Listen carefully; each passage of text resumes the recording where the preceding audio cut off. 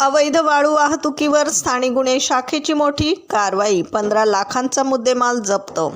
नमस्कार, आपण पाहत आहात महाराष्ट्र जनता न्यूज. अहिल्यानगर जिल्ह्यातील पारनेर तालुक्यातून एक मोठी बातमी समोर येते. येथील कर्जुलेहर या शिवारात अवैधरित्या वाळूची चोरटी वाहतूक करणाऱ्या हायवा गाडीवर स्थानिक गुन्हे शाखेने धडक कारवाई केली आहे. पोलीस अधीक्षक मुमक्का सुदर्शन यांच्या आदेशान्वये LCBच्या पथकाने ही कारवाई केली आहे. मांडोहळ फाटा ते गुरेवाडी रस्त्यावर सापळा रचून पोलिसांनी एका पांढऱ्या रंगाच्या हायवा गाडीला थांबवले.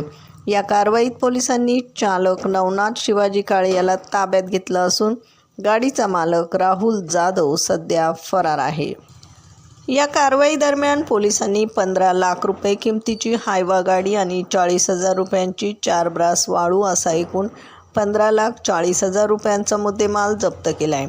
या प्रकरणी पारनेर पोलीस ठाण्यात भारतीय न्यायसंहितेनुसार गुन्हा दाखल करण्यात आला असून पुढील तपास पारनेर पोलीस करत आहेत.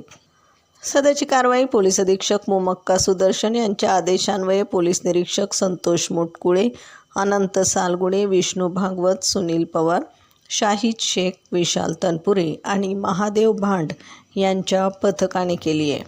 प्रतिनिधीसह महाराष्ट्र जनता न्यूज, अहिल्यानगर.